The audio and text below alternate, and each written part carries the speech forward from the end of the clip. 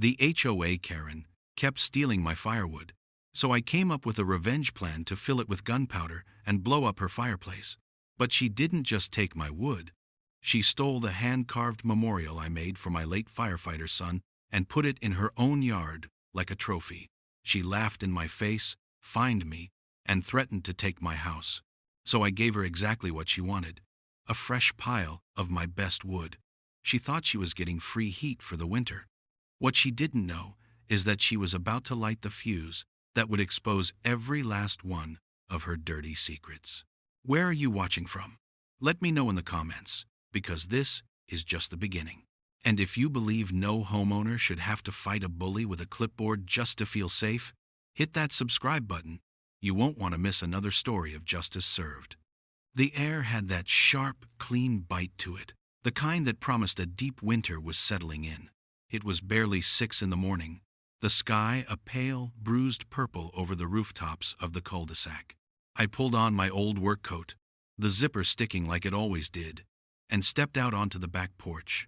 The cold went right through my socks. My first thought, same as every morning, was to get a fire going for Lisa. She liked to have her coffee by the hearth, watching the flames. I walked over to the woodpile, stacked neat and tight against the side of the garage, and stopped dead. The pile was shorter. Again.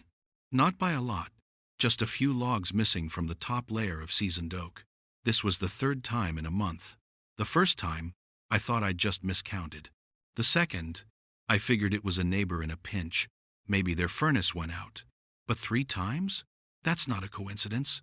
That's a pattern. I felt a familiar knot of frustration tighten in my gut. This was my wood. I'd split it, stacked it, and seasoned it myself. It was one of the few things I still had the patience for. But it wasn't just the wood. I scanned the pile again, and a cold dread washed over me that had nothing to do with the morning frost. The sign was gone. My heart hammered against my ribs. It was a simple thing, a small piece of cedar I'd carved myself. It just said Branson Firewood, in clean block letters. Lisa had painted a little flame on it. It wasn't much, but it was for him. For our son, Michael.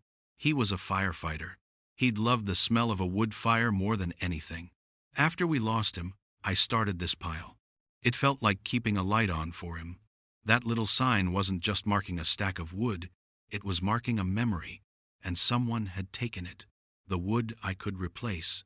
That I couldn't. A quiet rage, colder and harder than the frozen ground, started to build inside me. This wasn't about a few logs anymore. This was a violation. Someone had walked onto my property, into a space that was more of a memorial than a woodshed, and took something that meant the world to me. I stood there for a long time, just staring at the empty space where the sign used to hang, the morning chill forgotten. Just then, I heard the click-clack of shoes on the pavement coming up my driveway. I knew who it was, without even turning around. Marcia Kenton, HOA president, self-appointed queen of the cul-de-sac. She was always dressed like she was on her way to a board meeting, even at dawn. Today was no exception. Pressed slacks, a crisp blouse, and a clipboard clutched to her chest like a shield. She had a smile plastered on her face, but it never reached her eyes. Her eyes were always calculating, always scanning for violations. "Good morning, Tom," she said, her voice dripping with fake sweetness. "Getting an early start, I see." I just grunted, not in the mood for small talk. She glanced at my woodpile, her smile tightening just a fraction. "You know, the Community Appearance Committee has been discussing unapproved firewood storage. Section 4B of the bylaws is quite specific about uniform stacking and placement. We wouldn't want the neighborhood looking untidy." I turned to face her fully, letting her see the cold anger in my eyes. "Someone's been helping themselves to my wood, Marcia. They took the sign I had hanging here, too." She feigned a look of concern, tilting her head. "Oh, dear. Are you sure? Sometimes we miscount. Or maybe it's just some local kids playing a prank." The condescension in her voice was like sandpaper on my nerves. She was talking to me like I was a confused old man. "I don't miscount," I said, my voice low and steady. "And kids don't steal seasoned oak in the middle of the night." She just gave a little shrug, a dismissive flick of her wrist. "Well, I'll keep an eye out. In the meantime, I'll be sending you a notice about the firewood, just a friendly reminder to keep things in line with the community standards." With that, she turned and click-clacked her way back down the driveway, leaving me standing there fuming. She didn't care about the theft. She cared about control. That night, I didn't sleep. I just kept seeing that empty spot where Michael's sign should have been. Lisa saw how much it was eating at me. She knew what that sign meant. "We'll make another one, Tom," she said softly, putting her hand on my arm. But it wasn't the same. This wasn't about the object. It was about the act, the disrespect. The next day, I drove to the hardware store. I wasn't going to let this happen again. I've spent my whole life fixing things, from busted engines in the army to faulty wiring in my own workshop. This was just another problem that needed a solution. I bought a high-powered motion sensor floodlight and a trail camera, the kind hunters use. It was waterproof, battery-operated, and had night vision. Back home, I spent the afternoon setting it all up. I mounted the floodlight high on the garage eave, angled perfectly to blast the entire woodpile with light. Then I found the perfect spot for the camera, hidden inside a birdhouse I'd made years ago. The lens looked right through the entrance hole. It was a perfect disguise.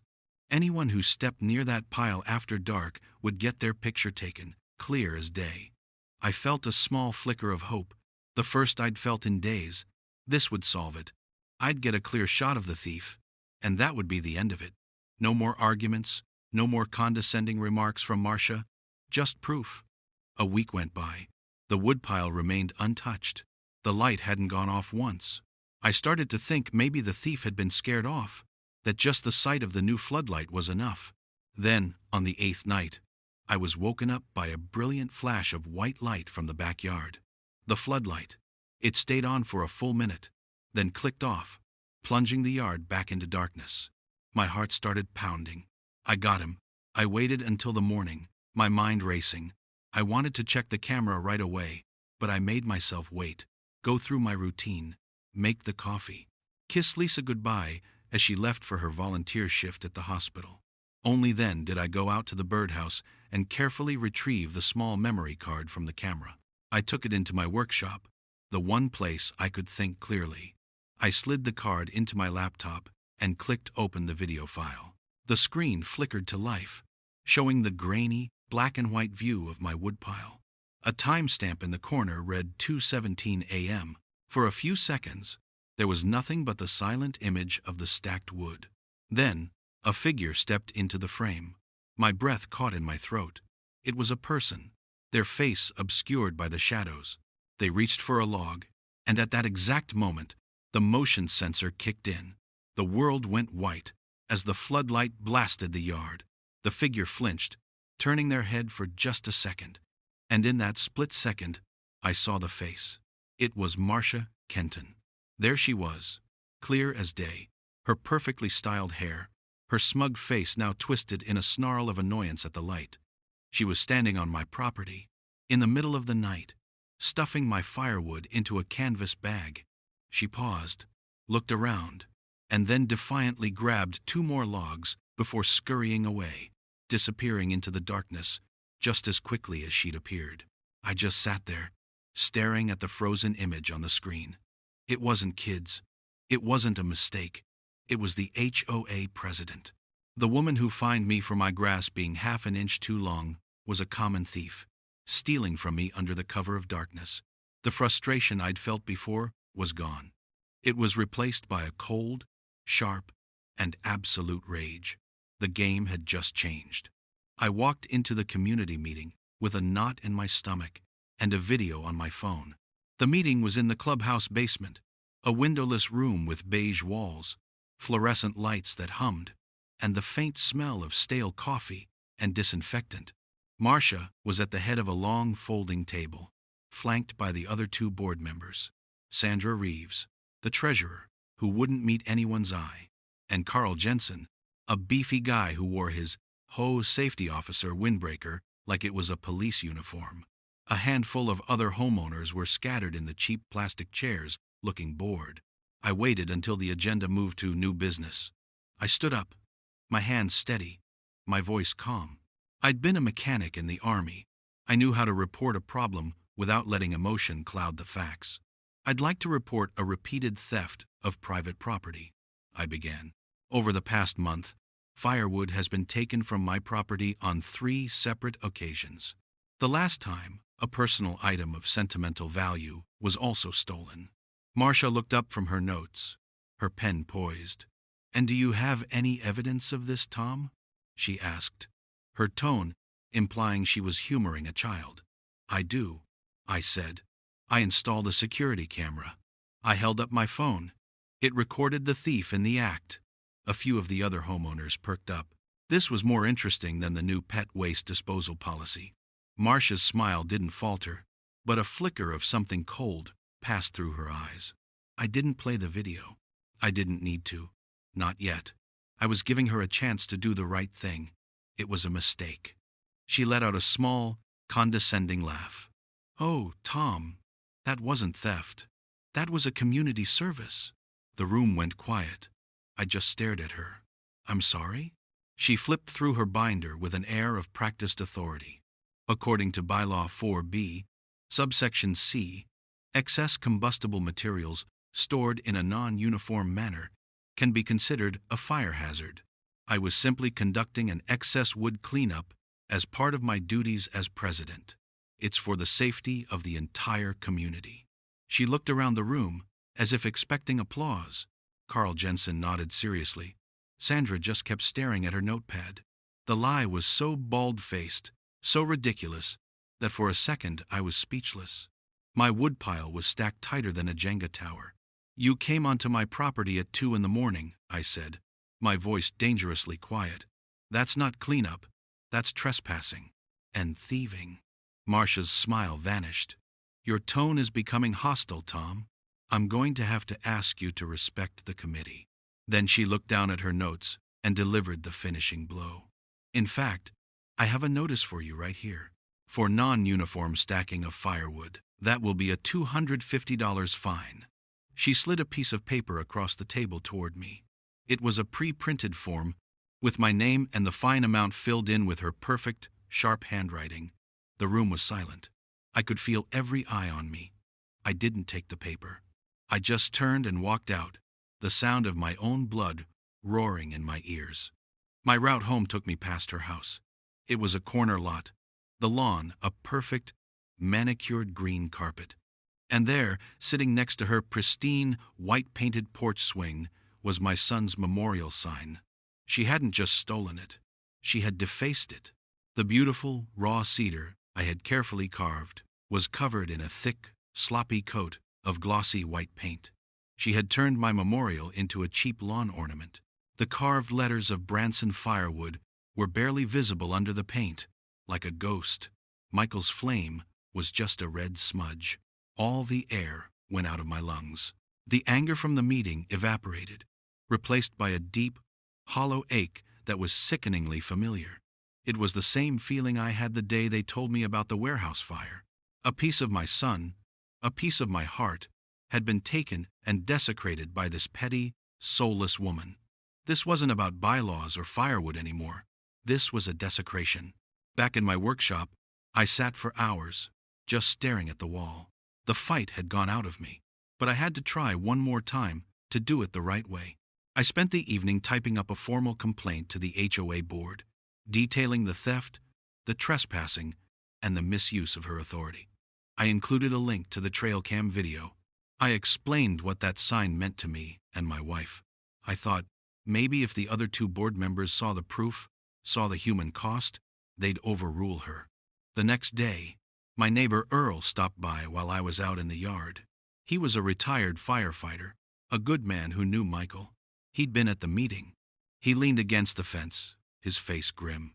"Saw what she did, Tom," he said quietly. "That wasn't right." I just nodded, too choked up to speak. "Don't let her get away with it," he said, before patting my shoulder and heading back to his house. His quiet support was the only thing that kept me from feeling completely alone. 2 weeks later, the response came. It was a crisp, white envelope with the HOA letterhead. I opened it with trembling hands. My complaint was dismissed. The board, they wrote, had found Marcia Kenton to be acting within her presidential duties. They accepted her story about the fire hazard cleanup without question. The letter ended by informing me that I was being issued an additional fine of $500 for aggressive behavior and making baseless accusations at the community meeting. If the total of $750 was not paid within 30 days, they would place a lien on my property, my house. The house Lisa and I had lived in for 40 years. The house we brought Michael home to from the hospital. They were threatening to take my home over a stack of firewood and a stolen sign. That night, I couldn't stay inside. I went out and stood by the woodpile. The security light was off. The thief had no reason to come back. She had what she wanted. I looked at the half-empty space, at the dark, silent houses around me, and I felt a switch flip inside my head. The hope I had in the system, in reason, in decency, it was gone. It had died in that windowless room and was buried under a coat of white paint on Marcia Kenton's lawn. I understood then. This wasn't about wood. It wasn't about bylaws. It was about power. She was taking pieces of my life, piece by piece, just to prove that she could. And the rules were just the hammer she used to do it. Standing there in the cold night air, I made a promise to myself. I wasn't going to let her win. If I don't stop her now, I thought, she'll take everything. The time for playing by her rules was over. The spark of revenge had been lit, and I knew exactly how I was going to make it burn. The official letters started a few days later. They came in crisp HOA envelopes, delivered with the kind of bureaucratic precision designed to make you feel small. The first was a notice of violation for a loose gutter screw on the back of my house. I had to get a ladder to even see the damn thing. The notice included a blurry, zoomed-in photograph. The next one was for unsafe workshop wiring. My workshop wiring was cleaner and safer than the grid at City Hall. I did it myself to code 20 years ago and checked it every season. They were fishing. It was harassment, plain and simple. A paper-cut war to bleed me dry with fines or force me to surrender. The worst part was how they got the pictures. I was in my shop one afternoon when I saw movement out of the corner of my eye. It was Carl Jensen, Marcia's pet enforcer, standing on a stepladder, leaning over my back fence with his phone, snapping pictures. He wore his mirrored sunglasses and that stupid safety officer windbreaker. He looked like a man who failed the police academy entrance exam and never got over it. He wasn't even subtle. When he saw me looking, he just gave me a smug little nod and climbed down. He was untouchable, and he knew it. Marcia was using him to invade my privacy, to hunt for any crack she could use to stick a new fine in. This wasn't about community standards anymore. This was a siege. I got the bill for the gutter and the wiring on the same day as the third notice. This one for unauthorized vehicle maintenance, because the hood of my old pickup was up while I checked the oil. Another $150. I now owed them $900. I could pay it, but that felt like admitting guilt. It felt like letting them win. Lisa was getting anxious. She saw the letters pile up on the counter and the worry etched deeper lines into her face. "Tom, just pay it," she'd plead. "It's not worth the stress. It's not worth the house." But I knew if I paid, it would never stop. It would be something else next week, and the week after that. You don't stop a bully by giving them your lunch money. One morning, I took the 3 notices, a can of bright red enamel paint I used for marking tools, and a brush out to the front yard. My fence was solid cedar, weathered to a nice silver gray. I found a clean, flat section facing the street, and in big, clear block letters, I painted, "Paid in full." It was a stupid kind of perfect. The next morning, I saw people slowing down their cars to look. By noon, a picture of it was circling online. A guy a few streets over, a retired Marine, had posted it in the local veterans Facebook group with the caption, "One of our own fighting the good fight against the clipboard commandos." The post blew up. Hundreds of comments poured in, people sharing their own horror stories about Marcia and our HOA. For the first time, I realized I wasn't alone in this. The support felt good, like a warm front moving in after a long freeze. But that fence post drew a line down the middle of our quiet little street. The community fractured.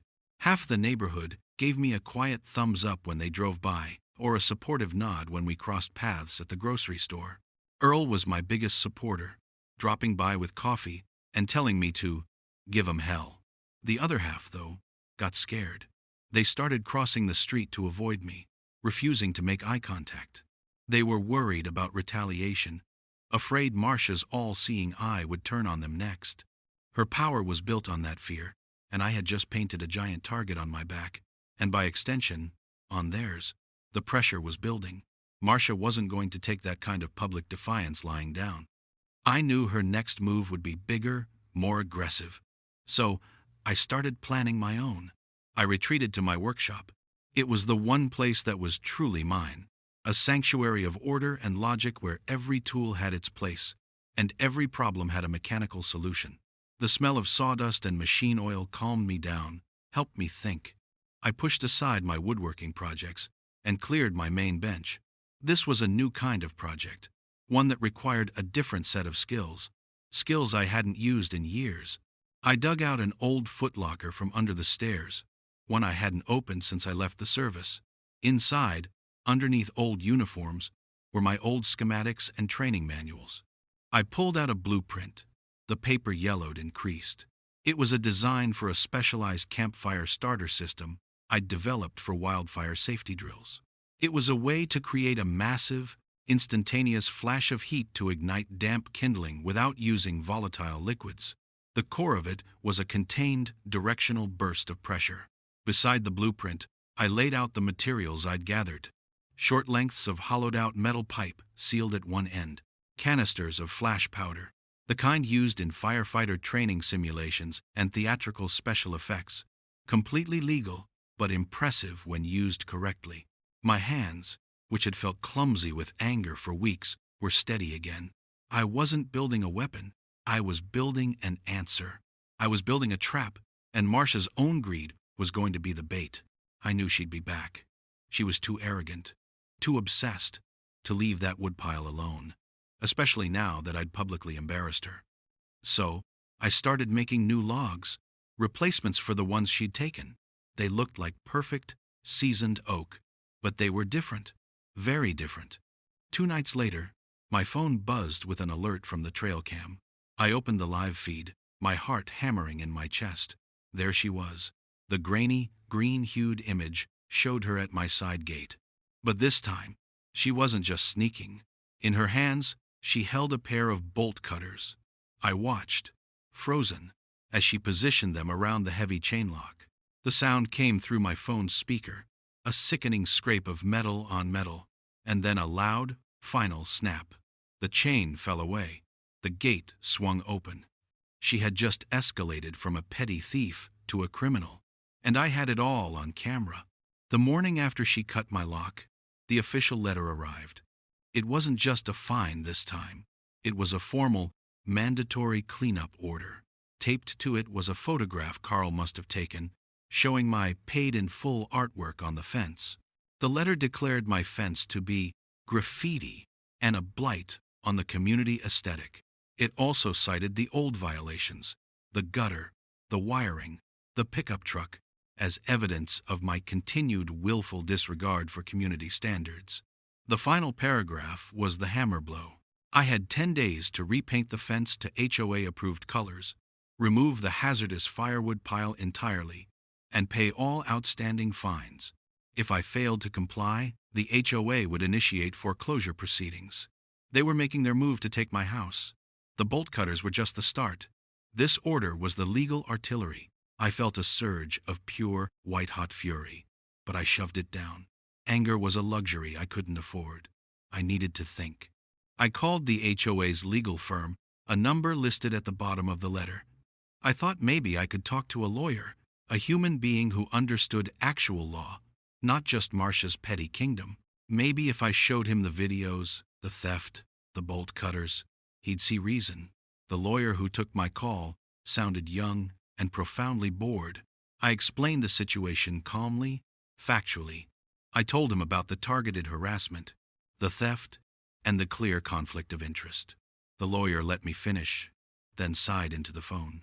"Mr. Branson," he said, his voice flat, I've reviewed President Kenton's filings.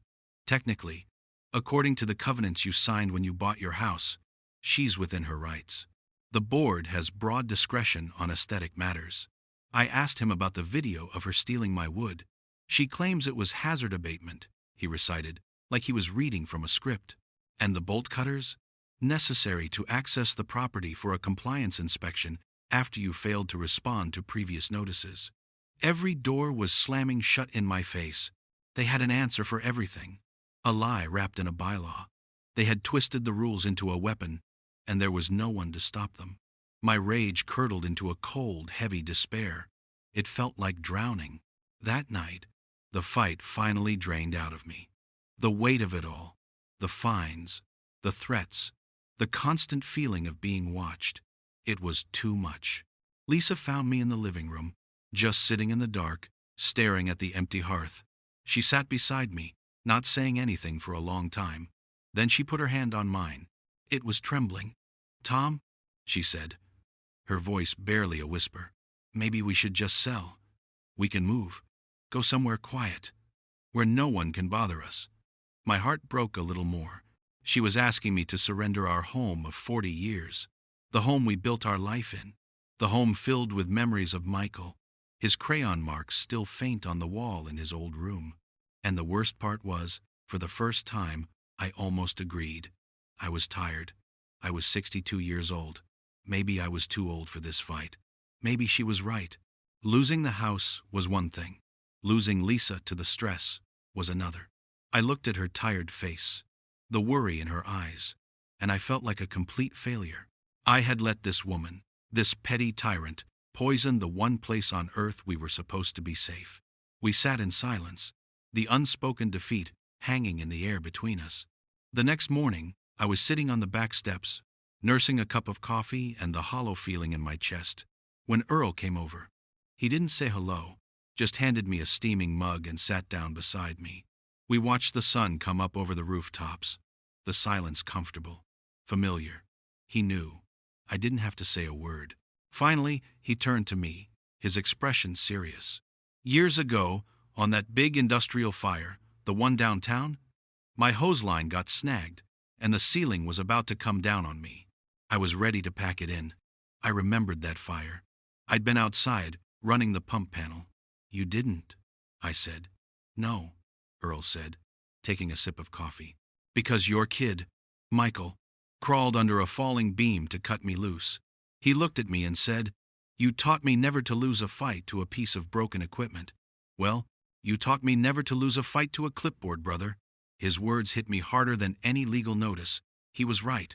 What was I doing? I'd faced down enemy fire, repaired engines in the middle of sandstorms, and taught hundreds of young men and women how to be disciplined and effective. Now I was going to let some woman with a binder and a mean streak run me out of my own home? The despair began to burn away, replaced by a hard, clear resolve. Later, Earl followed me into my workshop. I hadn't touched my special project in days, and the pieces lay on my workbench, covered in a thin layer of sawdust. He walked over and picked up one of the logs. It looked and felt just like a piece of oak, but he was a firefighter. He knew wood. He knocked on it. It was hollow. "What's this?" he asked, his eyes sharp. I took the log from him and unscrewed the nearly invisible cap at one end. Inside, it was packed with a dense, gray powder. Earl sniffed it. "That's not sawdust," he said. "Preservative mix," I lied, not wanting to worry him. "Keeps the bugs out." He looked at me, a long, steady gaze. He knew I was lying, but he didn't push. He just set the log down.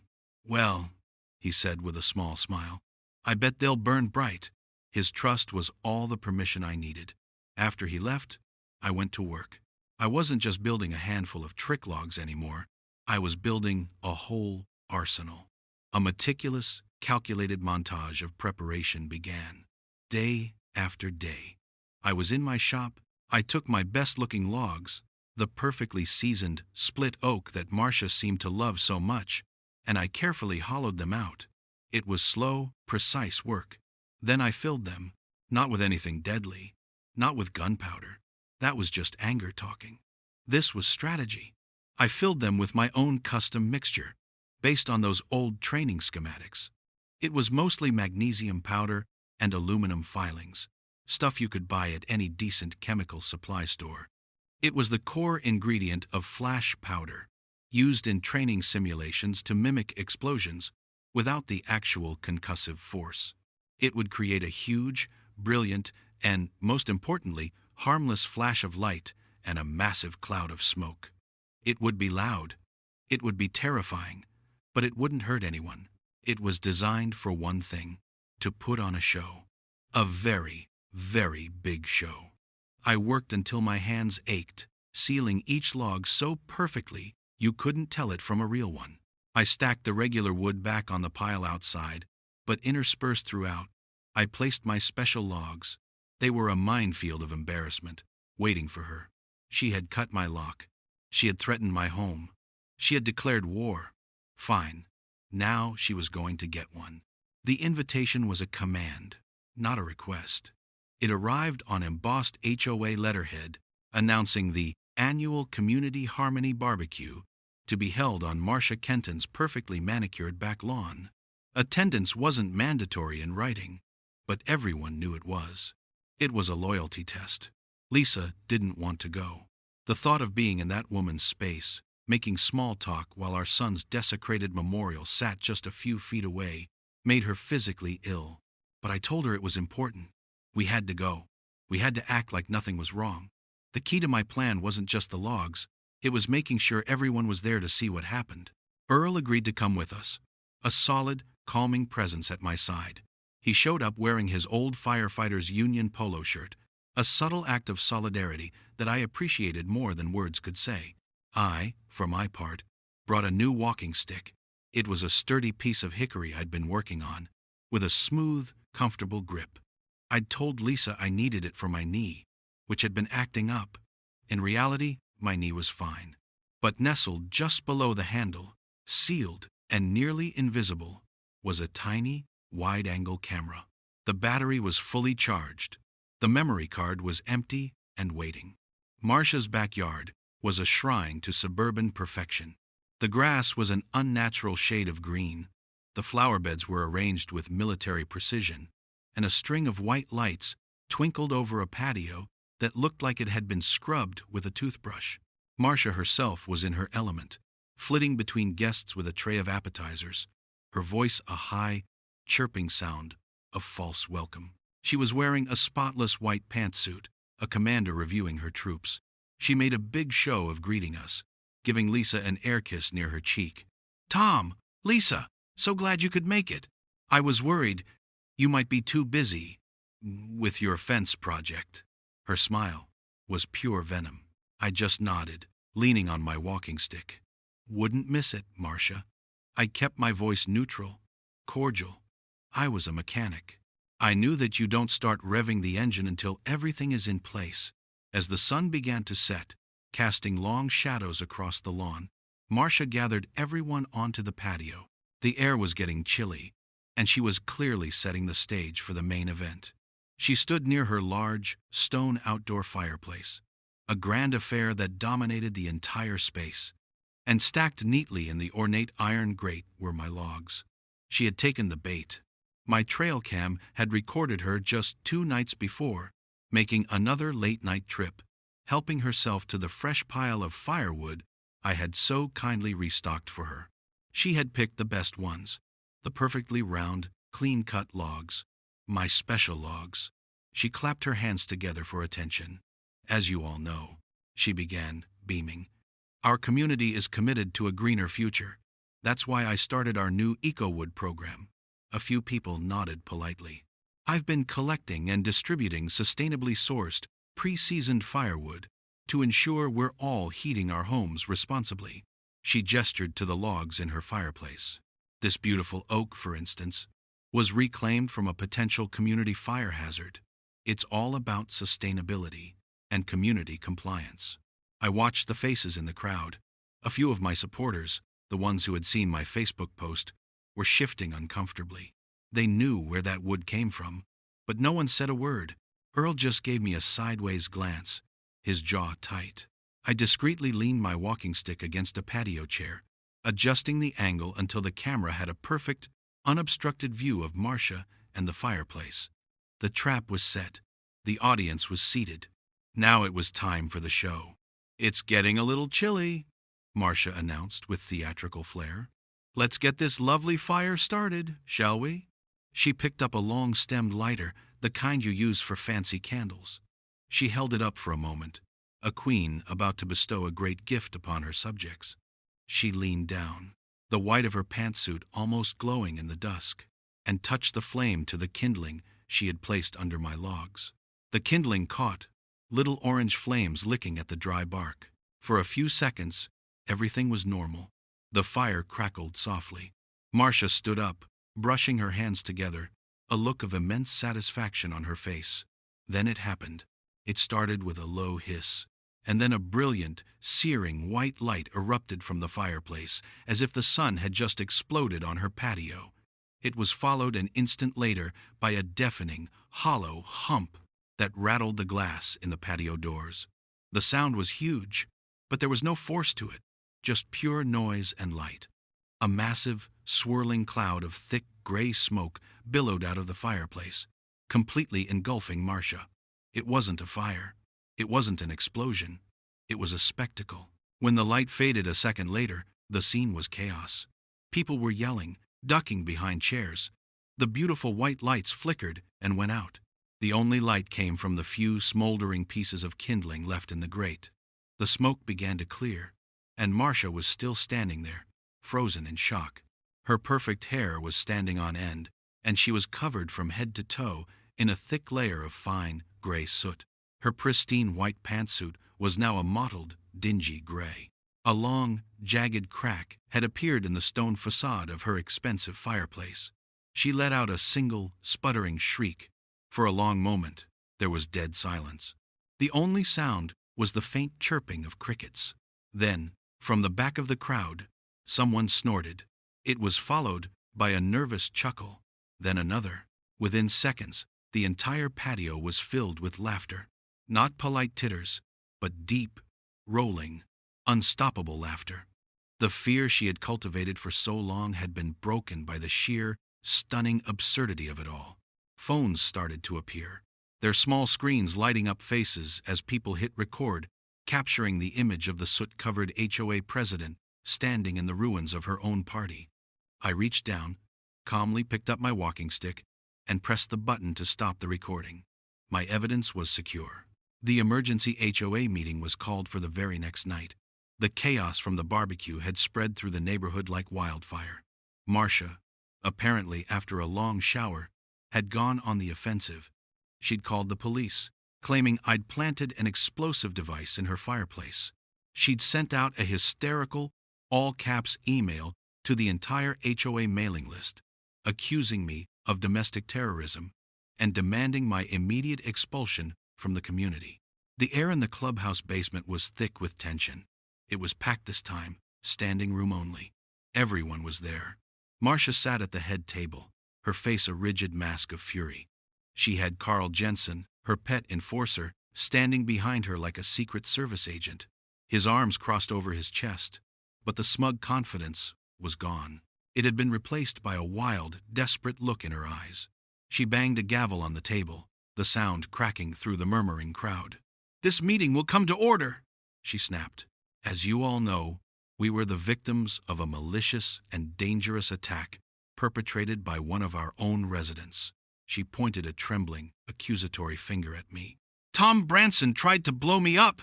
A few gasps went through the room, but they were mixed with skeptical whispers. The laughter from the night before still echoed in everyone's memory. I didn't say anything. I just stood up and walked to the front of the room. I had a small projector with me, one I used for looking at my woodworking schematics. I set it on the table and aimed it at the blank beige wall. "Before we get to that," I said, my voice calm and steady, "I have something I think everyone here needs to see." I plugged my phone into the projector. The first image that flashed on the wall was a time-stamped screenshot from my trail camera. It was Marcia, clear as day, on my property in the middle of the night, stealing my firewood. A wave of murmurs rippled through the room. That's just hazard abatement, she sputtered, her voice rising in pitch. It's in the bylaws. I didn't respond. I just clicked to the next slide.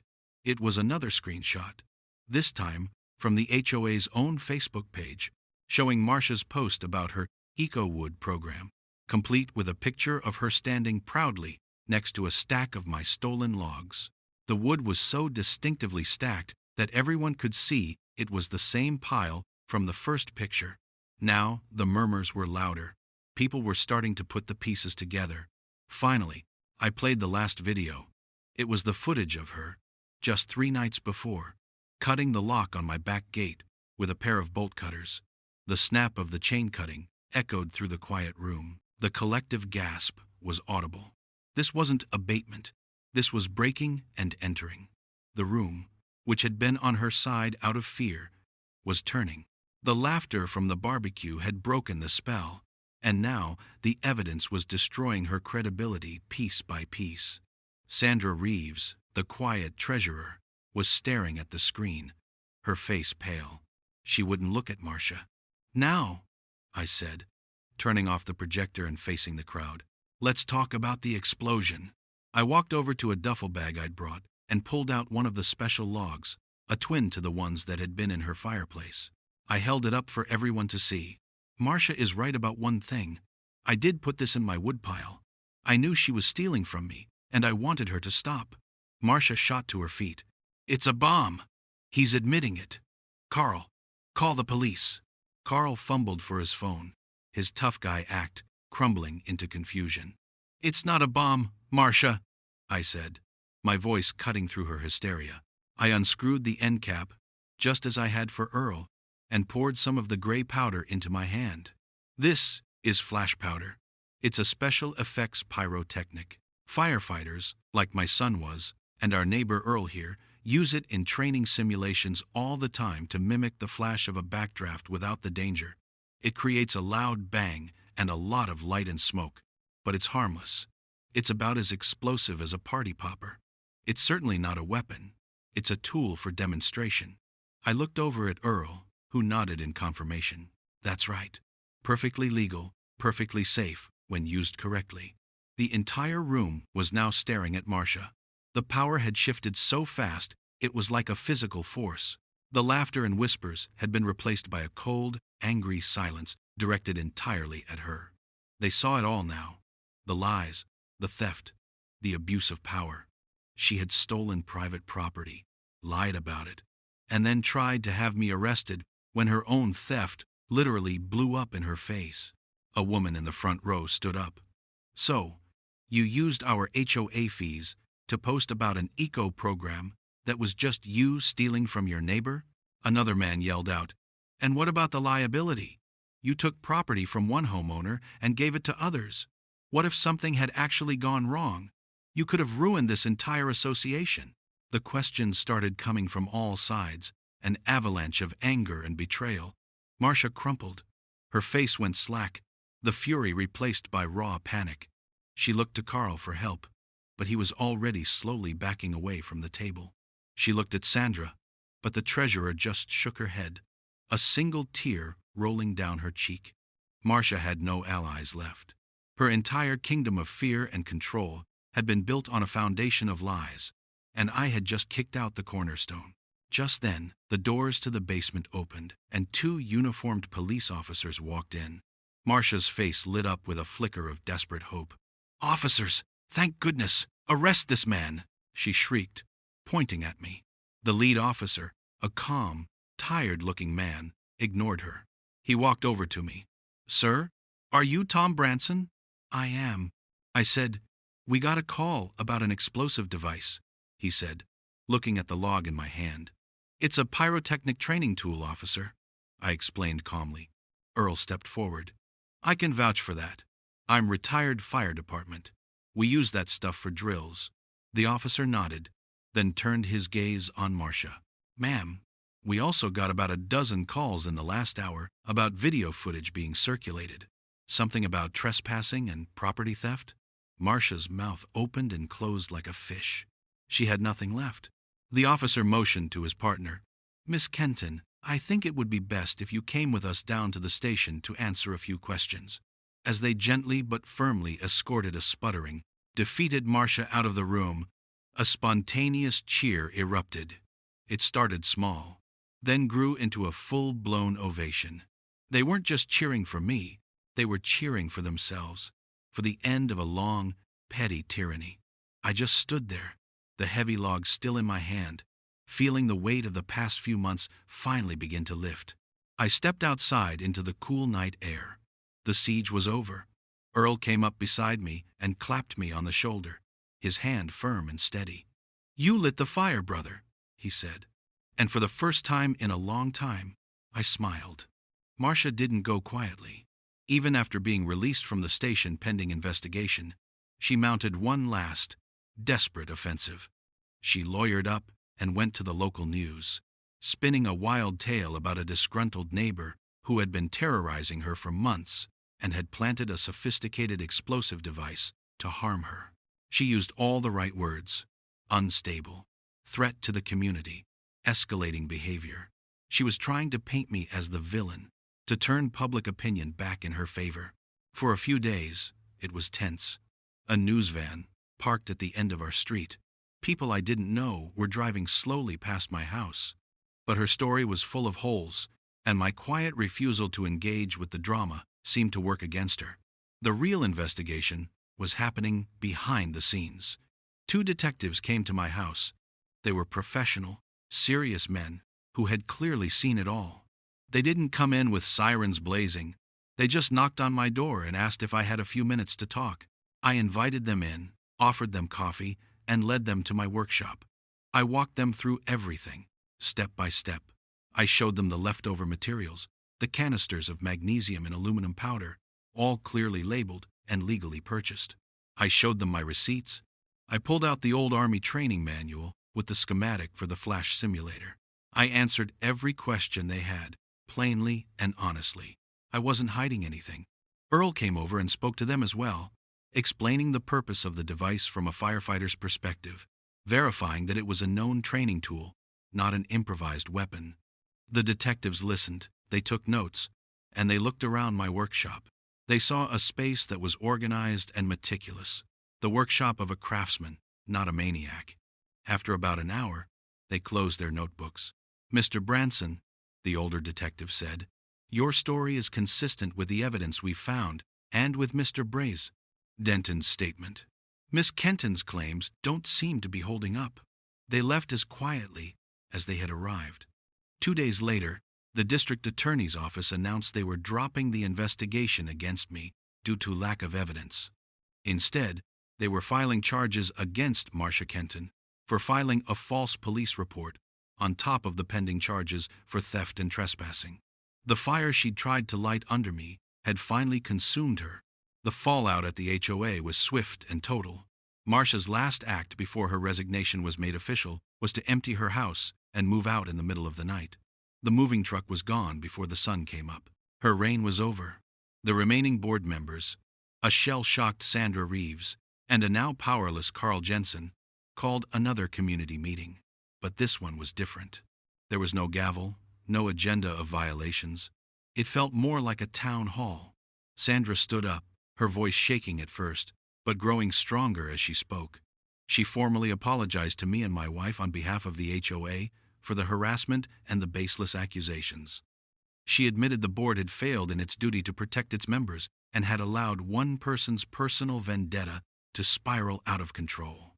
Then, she proposed a motion that the HOA's reserve funds be used to pay full restitution for all the illegal fines levied against me and to cover any of my legal expenses. The vote was unanimous. After that, they took nominations for a new board. My neighbors, in a display of solidarity that brought a lump to my throat, elected Earl as the new president. They elected 2 other reasonable, level-headed homeowners to serve with him. The reign of the clipboard was over, replaced by common sense and neighborly respect. It felt like breathing fresh air after being trapped underground. A few days later, there was a knock at my door. It was Sandra Reeves, holding something wrapped in a soft blanket. She looked embarrassed but determined. "Tom, she said, her eyes downcast. I went and got this from the police evidence locker. It should never have been taken. She carefully unwrapped the blanket. It was my son's sign. The thick, ugly white paint was still on it, but it was whole. It was back. I am so sorry for my part in all of this, she said quietly. I knew it was wrong. I was just afraid. I just nodded and took the sign. My anger at her had long since faded, replaced by a weary sort of pity. That evening, I took the sign into my workshop. I didn't try to sand off the white paint. That felt wrong, like trying to erase a scar. Instead, I took a fine brush and some black paint, and very carefully, very precisely, I traced the letters of Branson Firewood again, making them bold and clear against the white background. Then I repainted the little flame, making it a bright, defiant red. It wasn't the same as it was before, but it was still ours. The next weekend, the new HOA board, led by Earl, organized a neighborhood work party. They tore out Marcia's cracked and useless outdoor fireplace and, in its place, built a simple, beautiful community fire pit in the common green space behind our houses. It was a circle of field stone, open and welcoming. When it was finished, Earl came to me. We were thinking, he said, that we need a place for this. He gestured to my son's refurbished sign, which I was holding. Together, we mounted it on a new cedar post right next to the pit, and underneath it, the new board had installed a small bronze plaque. It read, "In memory of all fallen firefighters who run toward the fire when everyone else runs away." That night, half the neighborhood was gathered around the new pit. The flames danced in the cool autumn air, casting a warm, friendly glow on the faces of my neighbors. Lisa was sitting beside me, her hand in mine, a peaceful smile on her face. I looked at Michael's sign, standing guard over the fire, and at the plaque honoring him and all the others like him. My fight had started with a piece of stolen wood, a private grief desecrated, but it had ended here, with a community reforged, with a shared light in the darkness. As I watched the embers swirl up into the night sky, I thought about the long, bitter journey it had been. Sometimes you don't need to shout to stand up for yourself. Sometimes you don't need to fight fire with fire.